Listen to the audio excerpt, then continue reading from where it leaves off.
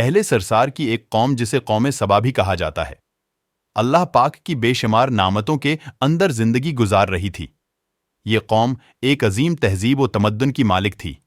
حضرت داؤد علیہ السلام اور حضرت سلیمان علیہ السلام کی باعظمت حکومتوں کے بعد ان کی حکومت زبان زد خاص و عام تھی۔ کہا جاتا ہے کہ یہ لوگ گندم کے مغز سے آٹا پس کر روٹیاں پکاتے تھے، لیکن اس کے برعکس وہ اس قدر اسراف کرنے والے اور ناشکرے تھے کہ انہی روٹیوں کے ساتھ بچوں کا پاخانہ صاف کرتے تھے۔ بعد ازاں ان آلودہ روٹیوں کو اکٹھا کرنے سے ایک پہاڑ بن گیا تھا۔ پھر ایک سالہ شخص نے وہاں سے گزرتے ہوئے ایک عورت کو دیکھا جو روٹی کے ساتھ بچے کے پخانے کے مقام کو صاف کر رہی تھی۔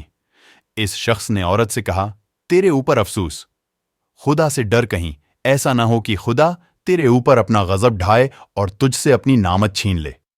اس عورت نے جواب میں مذاق اڑایا اور مغرورانہ انداز میں کہا، جاؤ جاؤ، گویا کہ مجھے بھوک سے ڈرا رہے ہو۔ جب تک سرسار جاری ہے مجھے بھوک سے کسی قسم کا کوئی خوف نہیں ہے۔ کوئی زیادہ عرصہ نہیں گزرا نہ تھا کہ اللہ نے ان لوگوں پر اپنا غضب ڈھایا۔ پانی جو کہ زندگی کی بنیاد ہے ان لوگوں سے چھین لیا، یہاں تک کہ قحط نازل ہوا۔ بات یہاں تک پہنچ گئی کہ ان کی ذخیرہ کی ہوئی تمام غذا ختم ہو گئی۔ آخرکار وہ مجبور ہو گئے کہ انہی آلودہ روٹیوں پر ٹوٹ پڑے جو ان لوگوں نے اکٹھی کر کے پہاڑ کے مانند ڈھیر لگایا ہوا تھا، بلکہ وہاں سے روٹی لینے کے لیے صف لگتی تاکہ ہر کوئی وہاں سے اپنے حصے کی روٹی لے سکے۔ کفران، نعمت، قحط اور ان کی بدحالی کے بارے میں متعدد روایات موجود ہیں۔ سورہ نحل کی آیت نمبر 112 اور 113 میں یوں ارشاد ہوتا ہے، اور اللہ نے اس بستی کی بھی مثال بیان کی ہے جو محفوظ اور مطمئن تھی، اس کا رزق ہر طرف سے باقاعدہ آ رہا تھا، لیکن اس بستی کے رہنے والوں نے اللہ کی نعمتوں کا انکار کیا تو خدا نے انہیں بھوک اور پیاس کا مزہ چکھایا، صرف ان کے ان اعمال کی بنا پر کہ جو وہ انجام دے رہے تھے۔ اور یقیناً ان کے پاس رسول آیا تو ان لوگوں نے ان کو جھٹلایا، تو پھر ان تک عذاب آ پہنچا کہ یہ سب ظلم کرنے والے تھے۔ عاصی قومیں سبا کے بارے میں ایک اور واقعہ بیان ہوتا ہے کہ ان لوگوں نے اپنی زراعت کو بہتر طور پر کاشت کرنے کے لیے پانی ذخیرہ کرنے کی خاطر بلق کے 2 پہاڑوں کے درمیان ایک بہت بڑا بند مارب تعمیر کیا ہوا تھا۔ داچی، سوراخ اور دوسرے پہاڑوں سے گزرا ہوا پانی اس بند میں آ کر وافر مقدار میں جمع ہو جاتا تھا۔ قوم سبا نے اس پانی سے صحیح طور پر استفادہ کرتے ہوئے وسیع و عریض اور بہت سے خوبصورت باغات لگائے اور کھیتی باڑی کو رونق بخشی۔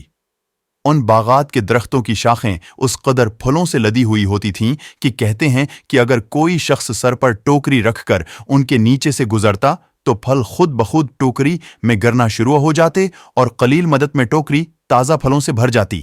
لیکن نعمتوں کی کثرت نے انہیں شکر کرنے کے بجائے سرمست اور غافل کر دیا تھا، یہاں تک کہ ان کے درمیان بہت بڑا طبقاتی نظام وجود میں آ چکا تھا۔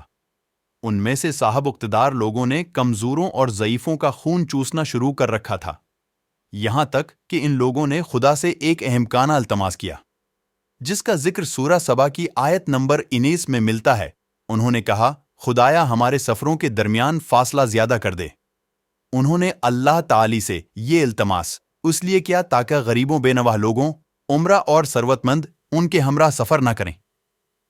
ان کی خواہش یہ تھی کہ آبادیوں کے درمیان خشکی ہو اور فاصلہ بہت زیادہ ہو تاکہ تہی دست اور کم آمدنی والے لوگ ان کی طرح سفر نہ کر سکیں۔ اللہ نے ان مغرور پیٹ کے پجاریوں پر اپنا غضب نازل کیا۔ بعض روایتوں کے مطابق ان مغرور لوگوں کی آنکھوں سے دور صحرائی چوہوں نے مارب نامی بند کی دیواروں پر حملہ کر کے انہیں اندر سے کھوکھلا کر دیا۔ ادھر سے بارشیں زیادہ ہوئیں جن کی وجہ سے سیلاب آ گیا اور اس بند میں پانی بہت زیادہ اکٹھا ہو گیا۔